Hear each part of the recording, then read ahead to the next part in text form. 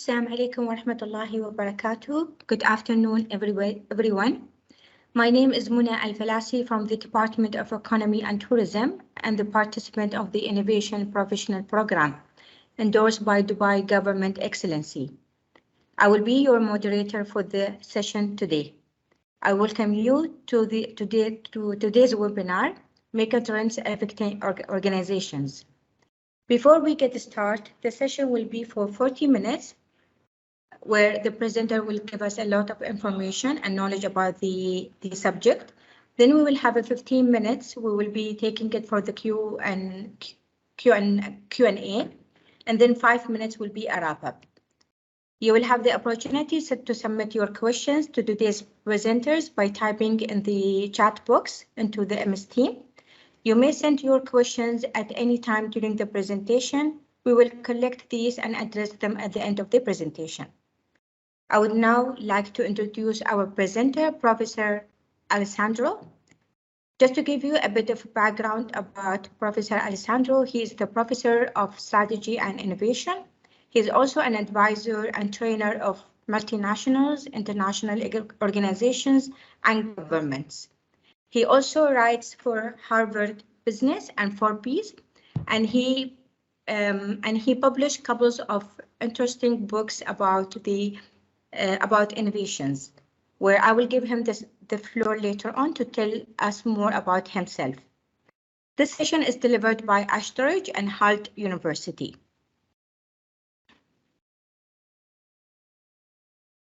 Professor Alessandro, the floor is for you now to give a bit of background about yourself to the audiences and to take us through the informative session about the megatrends affecting the organizations.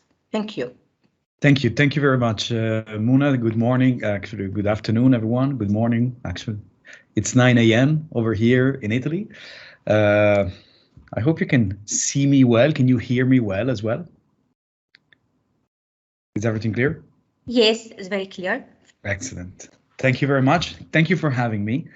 I think some of you may have already seen sessions that I've done, but just to give you a quick intro, today we're going to talk about megatrends, how to understand them, how to make sense of them, and I will just spend a moment to talk about myself. My name is Alessandro. I'm Italian, and as Ms. Muna said, I'm a professor of strategy and innovation. And most of the work I do, unlike other professors, is not so much with students in the bachelor programs or even the master programs. I work mostly with governments, large organizations, companies, sometimes startups even, and with adults in general.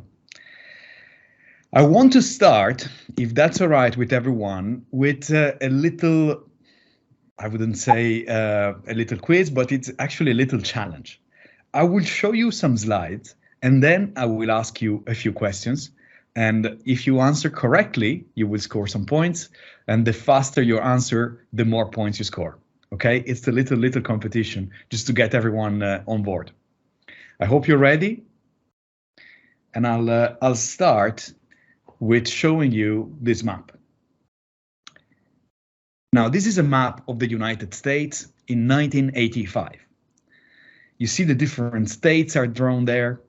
You see different colors on the map. Well, the colors represent the percentage of the population that was considered obese.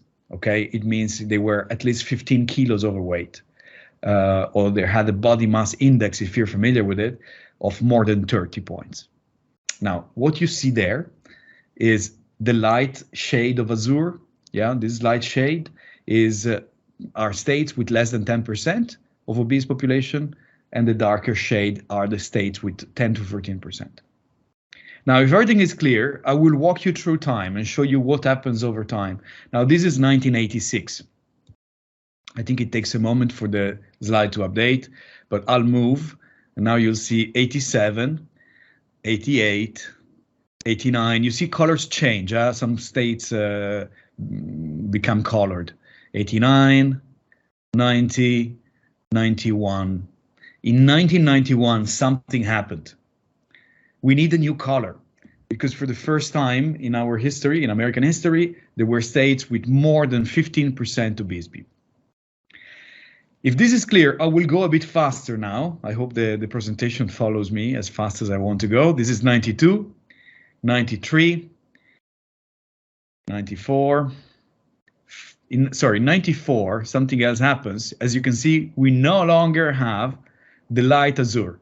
We dropped the category. For the first time in history, we no longer had any state with less than 10%.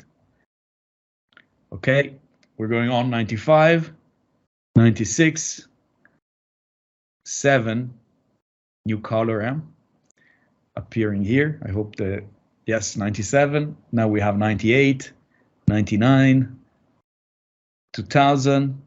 In 2001, we needed another new color because now we have more than 25% in some states. We drop a color in 2002, 2003, 4, 5, new color because now we have states with more than 30%. 6, 7, 2008, 2009. I think you're all looking at Colorado now, yeah? You're all looking at the square, blue square in the middle, and you're asking yourselves, is it gonna stay blue? No, it's not gonna stay blue. In 2010, even that state became yellow. What does it mean? That over this period of time, the percentage of obese people in each state in the US went from, hey, in some states it was less than 10%, to a point where in every state there was at least 20%. So if you observe this entire trajectory, there was a change over time, and my questions for you are exactly on this change. So how does it work? How can we do this? I would like you to use your QR code scanner if you have a phone available. Just let me double check, hopefully it works. Alternatively, you can go to the website that's written here on the slide, menti.com, and insert the code you see on the screen. Now, when you get there, it will tell you that the quiz is not open yet. It's okay, I will open it for you when we're all there. But I just wanted to mention, just maybe, I don't know if you can hear me, Ms. Muna. It looks that the chat is off. Okay. No, then the chat is on again, apparently, for this. Okay. So I just wanted you to be able to access this. Perfect. When you are ready, yeah, when you're all logging in, I will start the poll, the quiz, so to speak. When you start, I will ask you to, to put your name if you can, because this is a quiz, so there will be a winner. Now I will stop sharing for the time being, and I will start sharing a different screen. Just give me a second.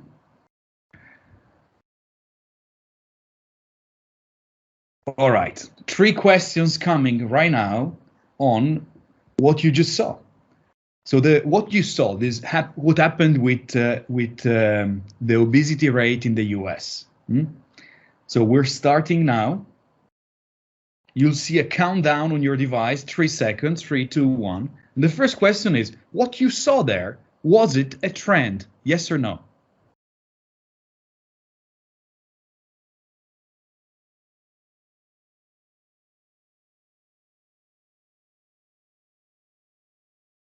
All right, time is up. All right, I see more than 100 of you said yes. Some of you are saying this in the chat. That's great. That's great. You're right. It was a trend. Correct answer. Let's see who was the fastest of those of you who were in the chat, in the system, right? If you look at the screen, you still can see the code at the top of the screen. Huh?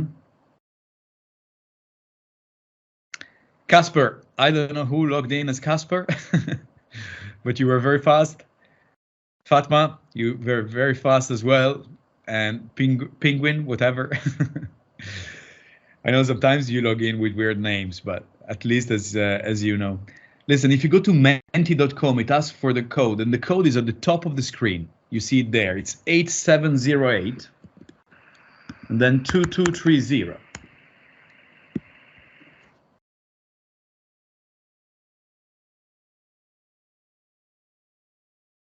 So the first question was easy, I think. The question was, A, was this a trend? You said yes, most of you said yes, excellent.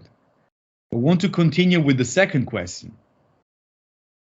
Please look at your screen, and if you can't, just answer in the chat, it's also okay. Question number 2 asks you, hey, wait a minute, you said it was a trend. Why do you think it was a trend? What made you answer that way? Because it's a large-scale phenomenon, because it keeps going in the same direction, or because it lasts a long period of time? Or maybe it's all of the above, or maybe it's none of the above. All right, well done. I see almost everyone answered correctly. It's a large scale, it moves in the same direction, and it lasts a long period of time. They are all correct. They're all correct answer. But because they're all correct, the most correct answer is all of the above. Okay? Very good. So why did I ask you this? How do you know? How can you know? Well, the point is not that you should know. The point is that now that you've done it, I think you will remember. What is a trend? A trend is a phenomenon that lasts a long period of time. It happens on a large scale, and it progresses in a certain trajectory, okay, in a certain direction. We'll see why this is so important, the trajectory, in a moment. Let's see who was the fastest here.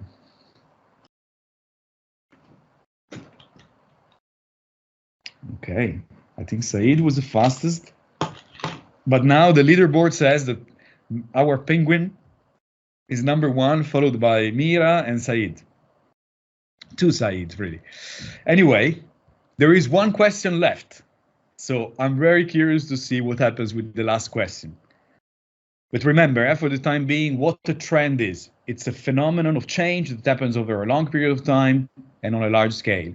And it follows a more or less consistent trajectory. Now, are you ready for third question?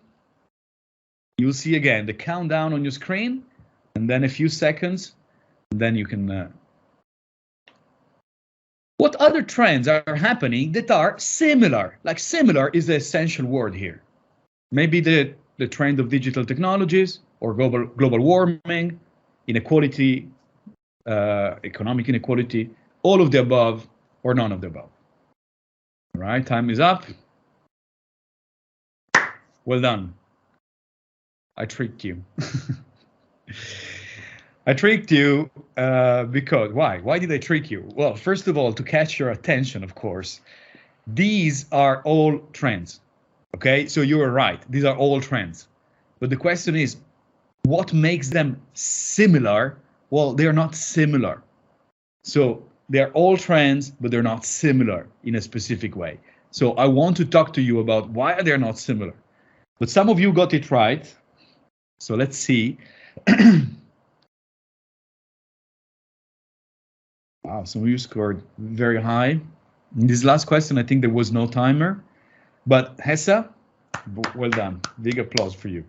I think this is a victory. And of course, Ashraf and Saif, you're very close. So that's the top 3 for today.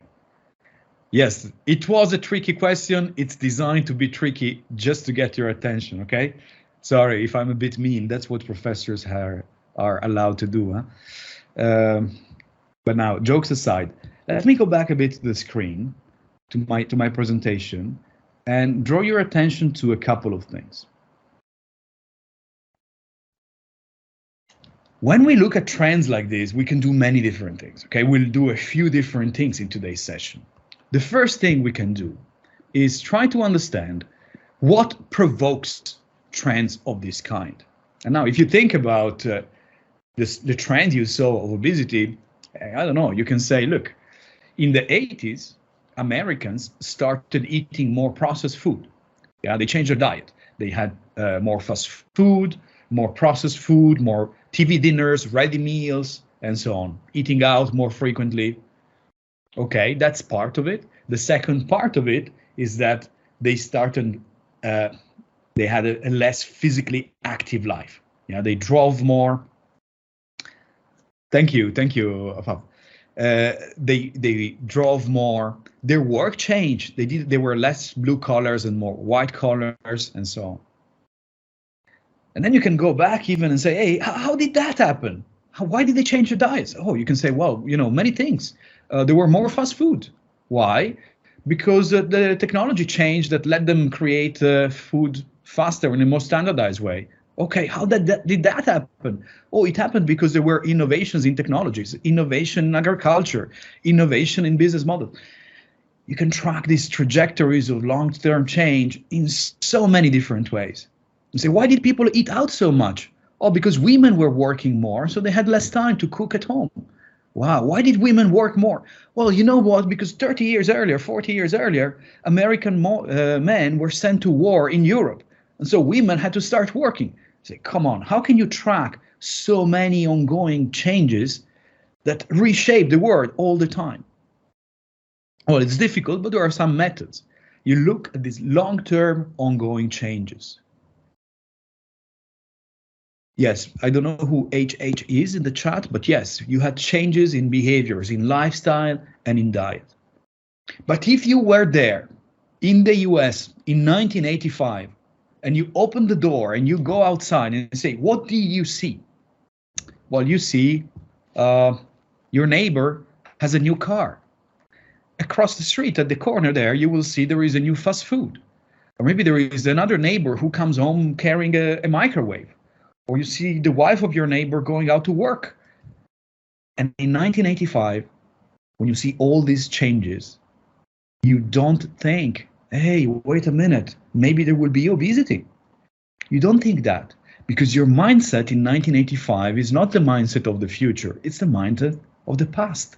So in 1985, when you saw all these things, you would say, hey, this is progress, this is fantastic, this is modern, this is we live in a great neighborhood, I'm so happy for my neighbor.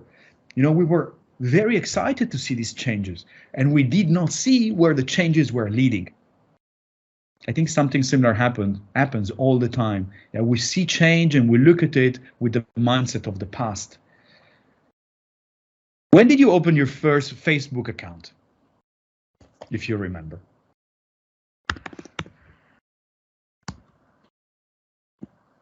I opened it in 2006, if I remember correctly. Someone told me to open it. I didn't know exactly what it was.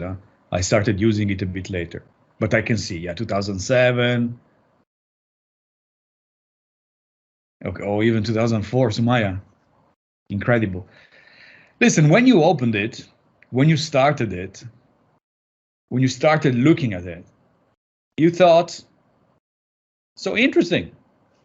Interesting. Oh, now I know what happens to my cousin. Now I know what happens to my schoolmate. Oh, did you see that guy got a new job? The other guy bought a new car. I mean, you see all this incredible stuff. You share, you connected much more than ever before.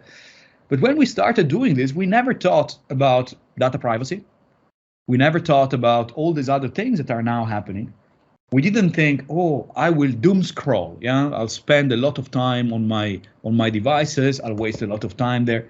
That's not the way we think, because when change happens, we embrace it with the mindset of the past. Yeah, I see some of you don't use it anymore. I see that's a counter trend, if you wish. But so we look at change over a long period of time, precisely because change keeps reshaping the world.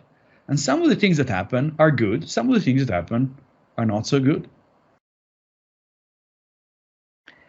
Now, I want to mention one more thing about this change. When do you need to react to a change like this? If you are a government or if you are a corporation, when do you react? Most experts will tell you, well, you need to react as soon as you notice a trend. But can I draw your attention? I want to draw your attention to the southern states here. If you can see my arrow on the screen, I know it doesn't move very smoothly, but these few states, you have Georgia, you have Tennessee, you have South Carolina. Actually, let's look at Georgia. I think this is Georgia, if I am correct. Okay, this is where my clicker is right now. Look at what happens. This is 1985. Look at the color. In 1985, we say, hey, we have higher obesity rate than others. But then in 1986, you say, no, sorry, I was wrong. I panicked for no reason. No, wait a second. We do have a problem with obesity. It's higher than other states. In 1988, you say, no, I'm sorry, I actually got it wrong. I'm looking at the data now better, and it's not a problem. And then in 1989, you say, no, actually we're doing quite well. In 1990, you say, hey, no, but maybe it's a bit higher, but by now everybody's in the same condition. And you say, hey, you know what? We actually got it wrong. Our state is doing pretty fine. And then in 92, it goes up again. And then in 93, it stays the same, where other states are getting darker. And then you see, what I'm trying to say here is that these data are so difficult to deal with. It's difficult to decide what's the right time. You need data. Now this is a clear trend for you because I showed you all the data. But hey, here we're talking about data that don't really suggest much change in some states. In other states, it's very, very clear. I have a question for you. Can you put in the chat for me, from the day you see a phenomenon like this and say, oh my God, we really need to do something. How long does it take to execute a change? Imagine in your department, in your organization, you say, I'm part of the government, and say, we come up with we notice the problem, we start discussing, we come up with a policy, we discuss the policy, and then the policy is passed. I see Sarah says 5 years minimum, because you're being very optimistic. But you're right, at least 5 years. Too long, right? Some of you will say a few months just to react internally, but before something really happens in the real world, something really, really changes there. In some cases, if you think about a pharmaceutical company, it takes 10 years from the start of a piece of research to the time it gets to market. Yeah, in governments, it depends. Sometimes it's quick, but then before the policy plays out and makes a real change, it takes a very long time. Now, why am I asking you these questions? Because I think that dealing with this type of trends is really, really difficult. And yet, these are the easiest trends you will ever find. Why? Because I think if you can look at this, I put the numbers, the numbers are here on a graph, you see that they follow a linear trajectory. I think you can see this line here. After you understand the speed of change, you can say, hey, in the next 2 years, it will be 1% more. In the next 4 years, it will be 2% more. So you start, when you start seeing all this, you say, hey, yeah, I kind of know where it's headed. But not every trend follows the trajectory. So I want to draw your attention to this. We're saying here, people eat more junk food and they exercise less. These two forces together lead to obesity going up. Let me give you another example. This is a piece of research done by a statistician I used to know. It's an old piece of research. It's not very new. It's maybe 10 years old. He looked at data and isolated forces and so on, and he said, listen, based on data, what I know is that when the people in a country travel by plane more, the number of first-class seats sold in that country goes up. Yeah, of course. I mean, Daniele, his name was Daniele. Daniele, this is not surprising. Why do you even say that? And then he said, well, wait a minute. I also found out that in a state, in a country, when there are more people that are wealthy or ultra wealthy, the number of first-class seats sold in that country also goes up. And I looked at him and I said, my friend, Daniele, I mean, what you're saying is really, really obvious. Why do you need to do statistical analysis for this? Because the real interesting phenomenon here is what happens in a state or in a country where both these things happen. People travel more and there are wealthier people. Yeah, more people travel, more people are wealthy. What happens to first-class seats altogether? Does it go up or does it go down?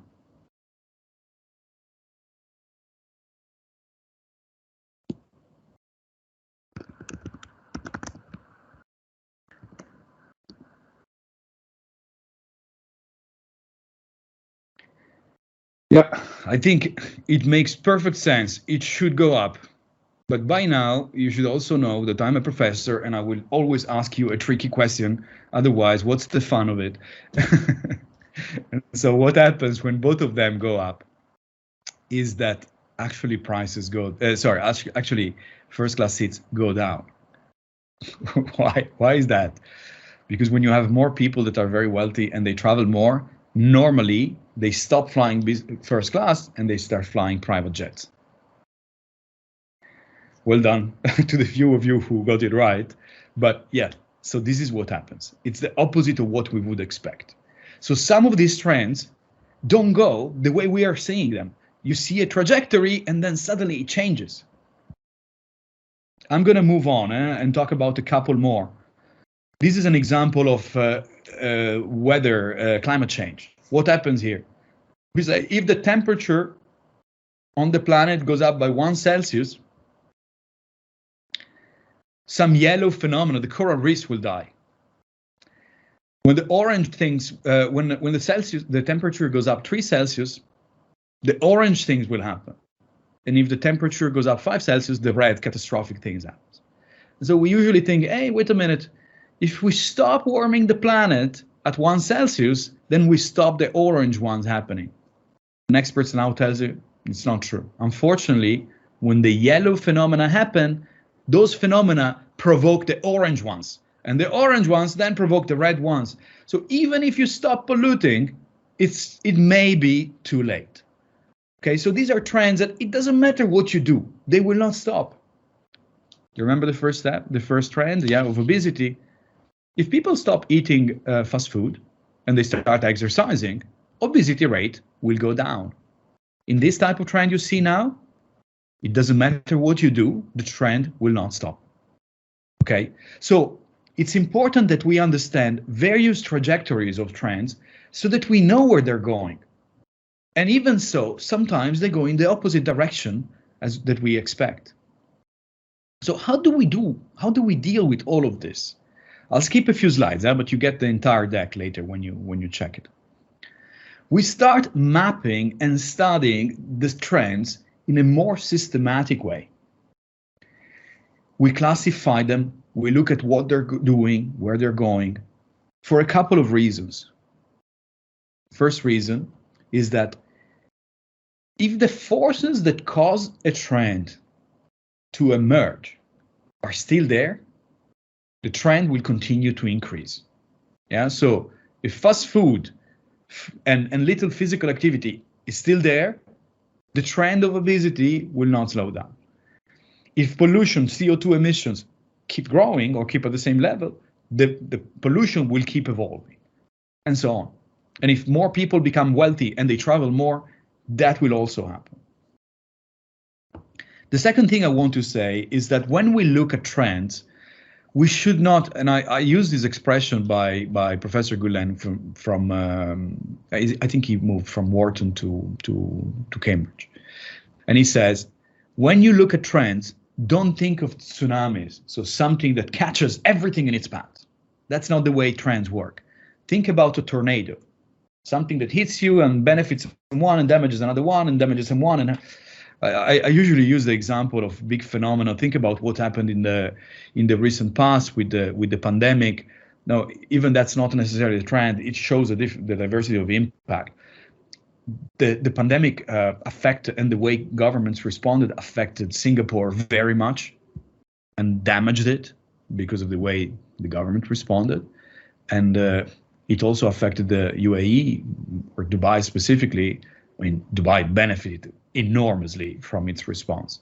So the same phenomenon and the way you respond to it can be totally different. Yeah, it's the same phenomenon, but it can have a very, very different impact. Now, which trends should you be aware of? I mean, there are dozens. Depends on who you ask. Yeah, this is an Institute for the Future in Copenhagen. Very, very good think tank. I really love their research. They do excellent work. So I use this is their map of mega trends for 2022. You see, some of them have to do with politics. Some of them have to do with demographic and society. There will always be something to do with demographics and society. Yeah, I'll tell you why in a moment. And in this time and age, increasingly, you need to talk about tech and you need to talk about economy. Increasingly, we talk about environment, but you see they put it over here under the word category. Those are the trends that are really define the world we live in. I will send you the slides, yeah. So in the slides you have all the references.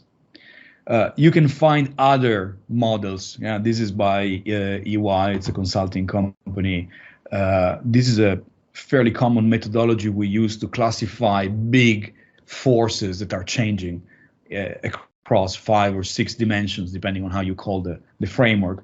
But I don't want to bore you too much with this. I just want to tell you there are multiple ways of looking at these trends, but there's a reason why we start with the demographic ones. Because the population of a country determines so much in the country. If you have a large population, demand will be large. There will be a lot of consumption. There will be capacity for production. If you have a small population, then the opposite will be true. If you have a young population, they will save a lot of money. If you have an old population, they will spend their savings. If you have an old population, they will demand pensions and healthcare from the government. If you have a young population, they will demand job opportunities and education. So as a government, but of course also as a private organization, you must respond to the different trends. You don't only need to respond, you need to respond early on, in advance.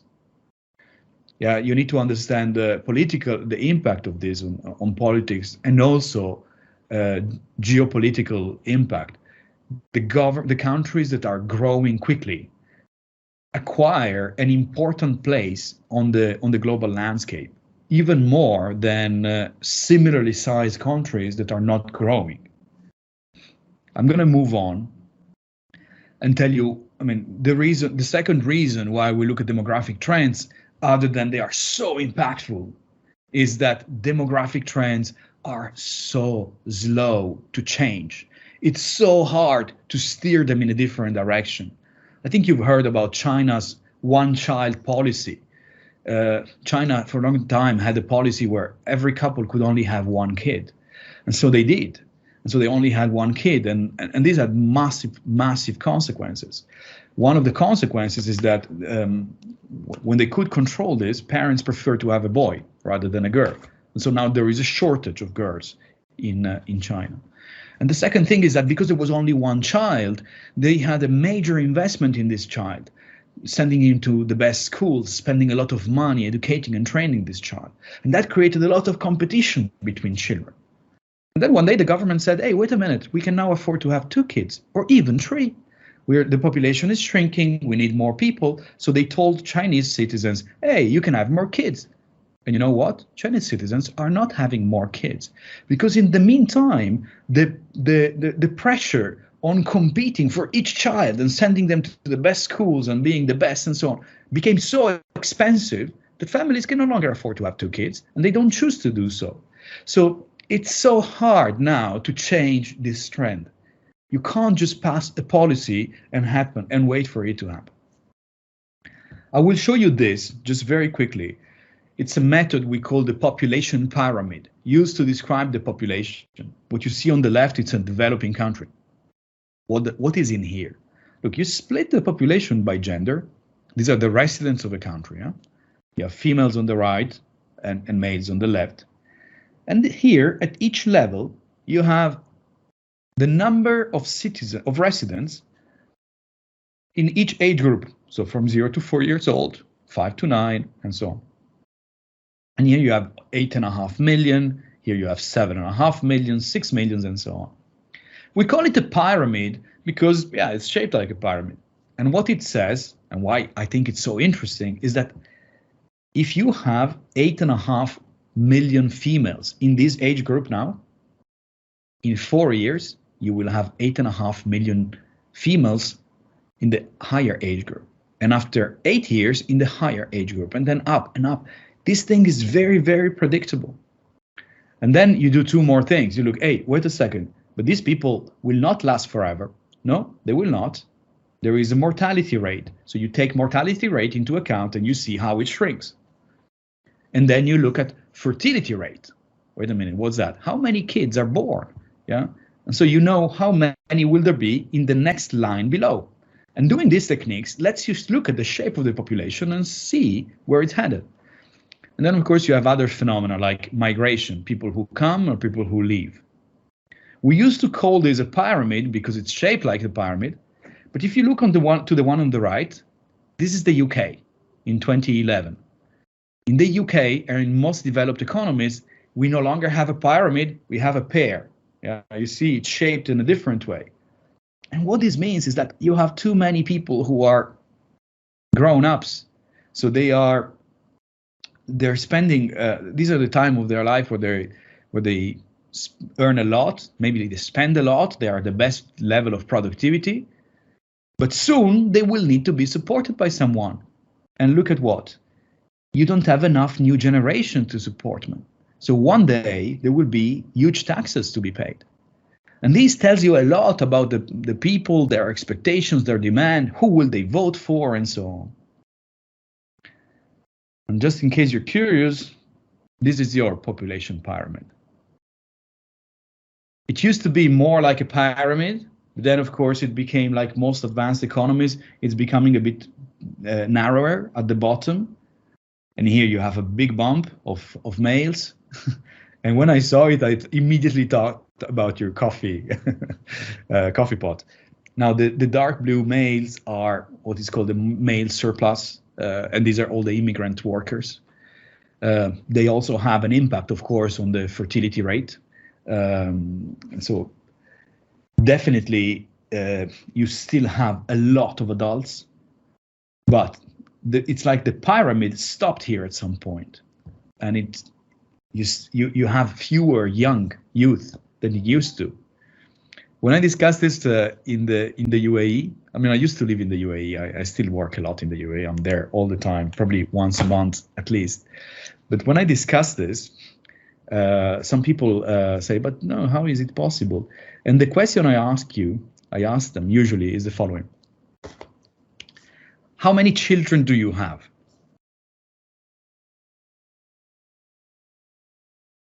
Okay, you don't need to put it in the chat. Just think to yourself, how many children do you have? And then ask yourself, how many brothers and sisters do you have?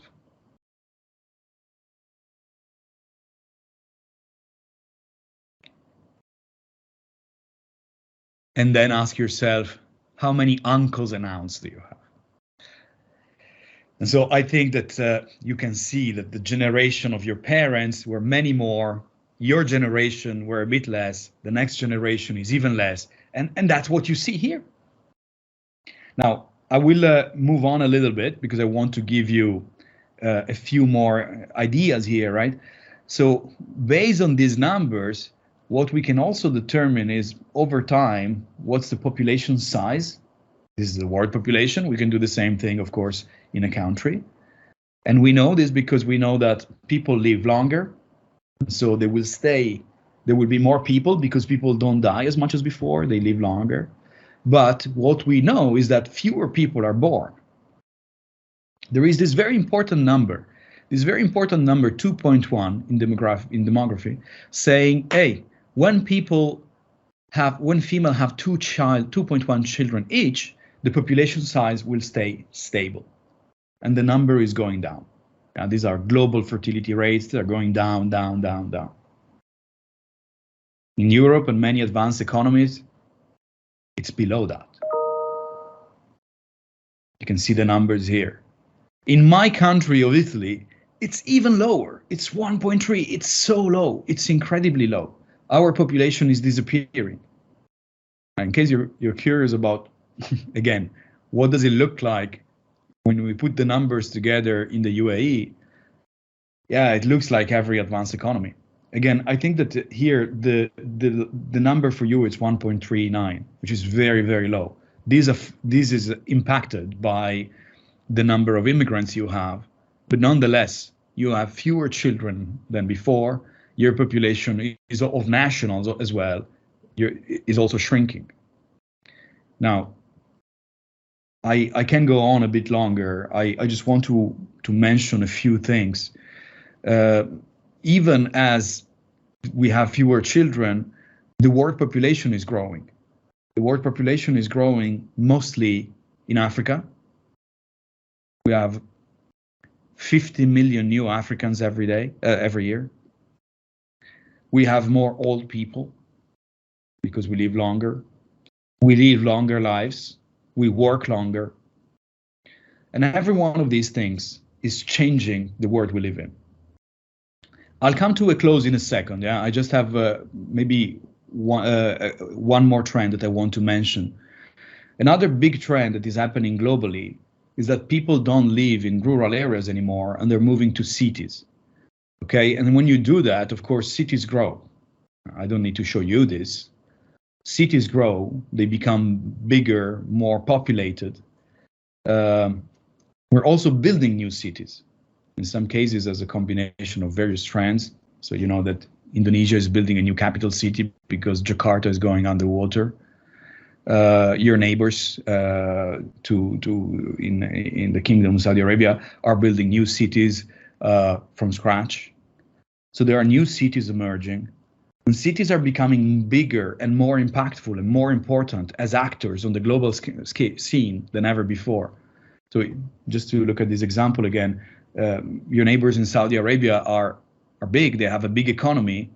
Their economy is similar to the economy of London alone. So even a large country can have a contribution to the world economy of a single city. And this means cities will grow, they will grow in power, we will build new cities, and there will be increasing competition among cities. I have one final slide I want to show you, and then we take a few questions and we have a little discussion. I think I'm also out of time. The last slide I have for you is another big slide. And listen, when I saw this one, it changed the way I looked at the world. You can see this circle there. And right now, there are more people inside this circle than there are outside. And this means more people, more investment, more economy, more economic growth, more ideas, more innovation, and maybe more other things, more migrations, more tensions, more fights. I don't know exactly. I can't exactly predict. But I can tell you that this has and is having a major impact, yeah, on the global scene. I have a few questions for you that will emerge as we have a Q&A session. But so for the time being, I will just close it here. I'll stop sharing. And if there are any questions, I'm very happy to take them. Thank you, Professor Alessandro. So we'll open the floor now for Q&A. So if you have any question, please write it in the chat box.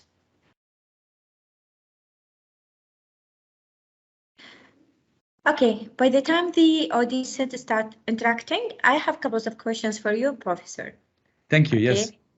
I do have, I would say, one tricky question, and I want you to answer it for us. Absolutely. Is a blockchain a mega trend or a trend?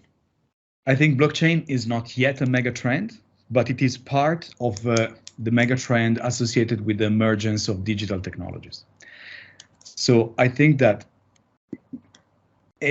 right now, what I would call the dominant digital technologies that are emerging are those that we consider multi-purpose or general purpose technologies. And these are blockchain, AI, and probably renewable energies that are now picking up, or electrification, if you can call it in some cases.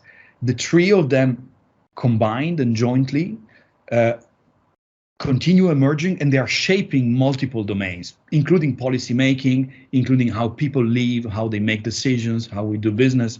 And out of these, you will see that there are other things that happen. For example, the metaverse is emerging now as an opportunity because there are these other technologies that have consolidated.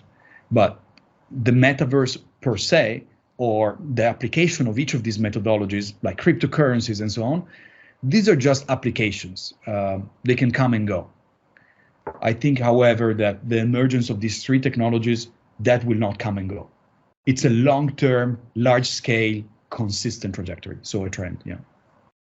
Yeah. Okay, perfect. Thank you. Great We do question. have couples of questions now from the audience. They are very much interacting with us now. So I believe you have already answered about the how do you see the metaverse and the future. Okay. Yes. We do have also. There are a couple of. There is the first question I think Mohammed asked. I think it's incredibly important. I don't have a clear single answer. My answer to this question, however, is that yes, indeed, each trend potentially affects others, and each trend will cause other trends eventually. And so we try to analyze them in isolation, because if we analyze them all together, it's too complex. So we try to break them apart and say, hey, for this year, we will look at a dozen of trends. That's it, because if we start thinking about too many, we can't really cope with the complexity of it. The solution to population decrease, can I say that I don't think there is a solution? Is that a good answer? Mostly, I don't think that there is a solution because of a number of reasons. Even as we said, demographic trends don't change easily. Yeah, you can change policy, you can change taxes, you can change, you can make kindergartens available, but trends don't move quickly. They don't move easily. So this takes several generations to really happen. In the UAE, you are getting married a bit later, like everyone else. I think in the UAE, what they say is that, I mean, of course, women work more, so they have less time to have a very large family. The cost of living is increasing. The expectations of what children should be doing as they grow up, the opportunities they should get are expanding, so that becomes more expensive to have kids. I think in the UAE, there is another reason. It's typical of the Middle East, not only the UAE, and that's you have a relatively higher percentage or impact of diabetes, which also affects fertility rates. So when you combine all of those things, how do you change it? Do you address diabetes? Yeah, but that's not enough, right? And do you say, okay, let's have children do fewer things? You can't just do that, right? Do we give them longer maternity leaves? Yes, but if you give longer maternity leave to women, then they have less opportunities to grow in their careers. So all of these things, as Mohammed said, they are so interconnected that we try to analyze them one at a time. And if I can also address Abdul's question here, we tend to analyze the trends more than we tend to analyze the forces that provoke them, because the trends we can observe more. But if you want to respond and control a trend, then you have to do exactly what Abdul is suggesting. Hey, you need to look at the cause. Although, to be honest with you, we can't really say we're able of addressing the cause because there are so many.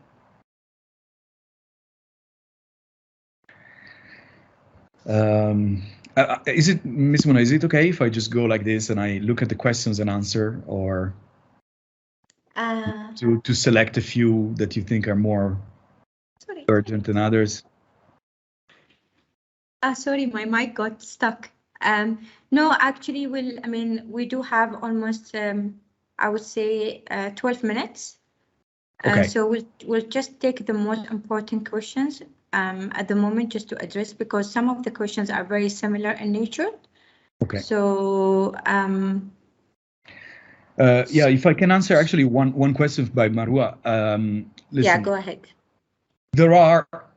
We know there are 5 ways in which organizations respond to change, trends among them. I'll just show them quickly to you. The first one is that when the word changes, say, hey, the population is getting older. Yeah, okay, we'll do something like that. We'll keep people working longer, or we change the packaging, or we do some small things. Or you can say that's compliance. Yeah, you say, yeah, we don't care. It's happening. We do the minimum that we need to do. Or I can start responding by saying, hey, wait a minute. Now there is a new market there, maybe. Or maybe we can, we can hire more elderly people. We pay them a bit less because after they retire, I mean, they're still active. Okay, that increases your efficiency potentially. But then you can start saying, wait a minute, the population is changing, the market is changing. Let's do something that takes advantage of it. So for example, I mean, I take liberty of commenting on what the UAE has done because it's a country I know a bit better than others.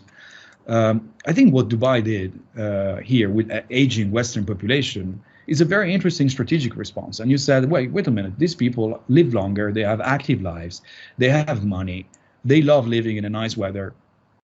Let's give them an opportunity. And so you introduced a retirement visa, which wasn't there before. Now, this is a very interesting strategic response to this change.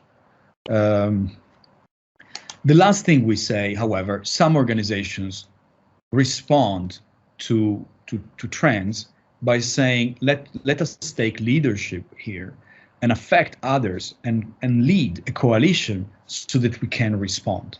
So for example, to the question, how do you keep the birth rate high?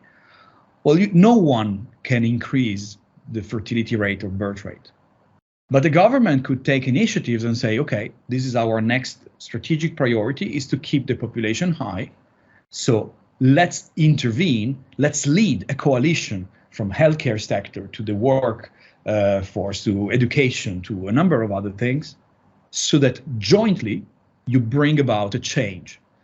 That's a very long-term proposition, but that's what a leader would do. So I keep my answers to a minimum. Okay, well. Professor, we have other question. Maybe this is something very much related to the innovation, I would say. Mm-hmm. Are all megatrends require innovative solution? Do ordinary solutions to treat megatrends are not sustainable?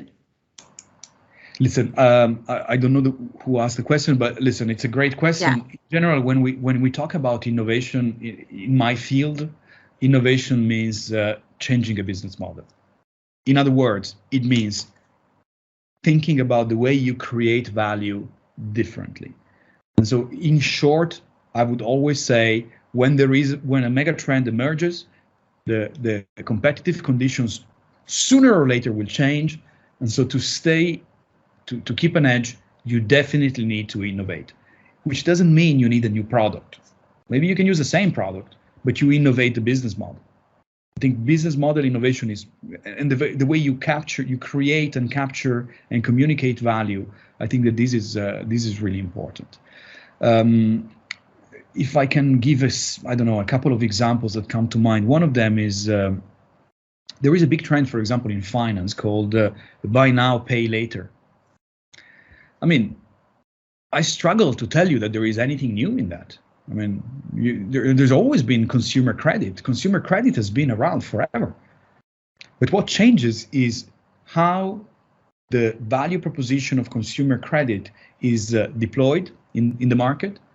It's provided at the cashier level, and the payment is no longer done by the customer. It's done by the store or the seller, because the greatest benefit goes to the seller who sells more.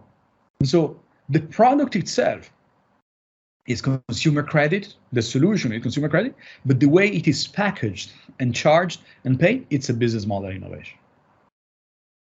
Okay, makes sense. Thank you, Professor. I hope that makes sense to the person who asked the question. We have another question which is very interesting about the demographics. Do you think that the increase in population density causes government to innovate to search for livelihood solutions to match the inflation in the supply and demand market related to demographics? I think that two things will happen because of it. The first one is that cities need to grow more. They need a lot of investment in infrastructure, and governments don't have the resources to grow cities the way they used to, particularly because of the speed. This will lead to two big things, I believe. One is that private corporations will be increasingly involved, meaning we will have more private-public partnerships, PPPs. The second thing that will happen is, partly because of this, and partly because of the sheer size of cities, the government of cities will be more important than the governments of countries over time. This is not an event, it's not true today, but it's a trend. So if you create more wealth you are more independent from money transfer from the government, and you have more people. Over time, you become more powerful. So I think that yes, governments will have to innovate, but I believe that increasingly this will come from the local level government, more city government than country level. I hope that was a sufficiently short answer. Yeah, it is. Okay, going to the other question. If we have a two-edged sword megatrend, how can we mitigate the negative impact of it in social media as an example? Listen, I think that the most difficult things here, two at least very big difficulties here, are first of all that trends are tsunamis. So negative impacts, yes, for someone, but what is a negative impact for someone is a positive impact for someone else. And so they will fight to keep whatever is going on, including social media. Businesses that have no other opportunities to go to market than social media, small businesses and so on, and of course the social media companies. So that's one thing. The second thing is that these solutions, as they emerge, as they look like trends, as we said, they are caused by some forces. And if these forces are still active, there's no stopping them. And I don't want to sound too passive in the face of megatrends, but I don't think that any entity has the ability of steering a trend in isolation. And so in response to this trend, particularly if you want to achieve this kind of systemic leadership to mitigate negative side effects, you really have to take a collaborative approach, a multi-stakeholder approach. Bring many people to the table, take a systemic look at the phenomenon, and try to intervene at the local level, but with a global picture in mind, a global strategy in mind. Okay, thank you, Professor. We have one more last question. In your opinion, what is the potential megatrend affecting healthcare sector that's underestimated and needs to be highlighted and proact towards it? Yeah, I think two or three things. The first one is that from the tech side, we have, I think, what they call the quantified self. So the quantified self means that we have constant tracking of individual level data. We now know if you had Ali for dinner last night, we know if you sleep better or less well. And then we will tell you, well, wait a minute, if you stop eating Ali for dinner, we'll make your insurance cheaper.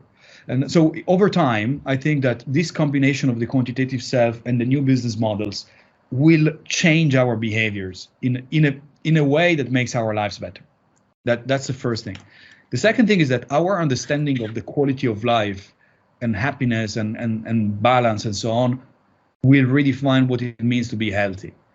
So we will we'll have a system where we are always at our best. I don't want to be just without COVID or without the flu or without backache. I want in any moment of the day to be at my best for what I need to do. So eventually, I think that this is the trajectory where health solutions will go. And then, listen, there is one kind of, I don't know if it's a joke, but a colleague of mine reminded me of this recently, and I thought it was brilliant, so I want to share it with you. Apparently, in ancient China, doctors were paid a retainer. You had a subscription to a doctor, and you would pay the doctor as long as you were healthy. The moment you got sick, you stopped paying the doctor, which is the opposite of what we're doing today. Now, today, you don't pay for anything, and the second you're ill, you start paying.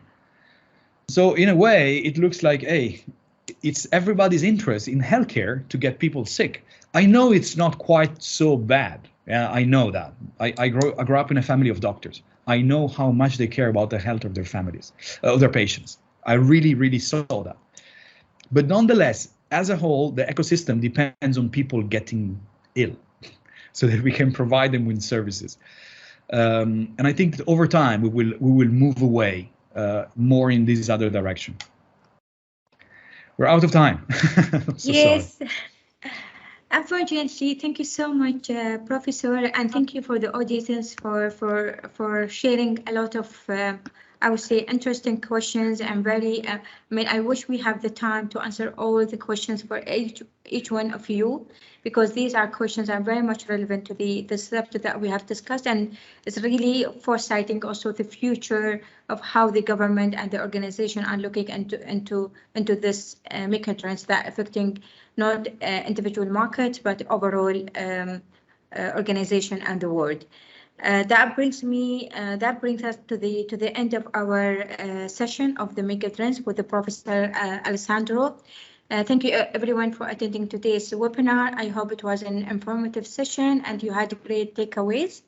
On behalf of Dubai Government Excellency Program and Ashridge and Health University, thank you for joining us today, and I wish you a very great day for all of you, including Professor Alessandro. Thank you. Shukran. Thank you very much. Thank you.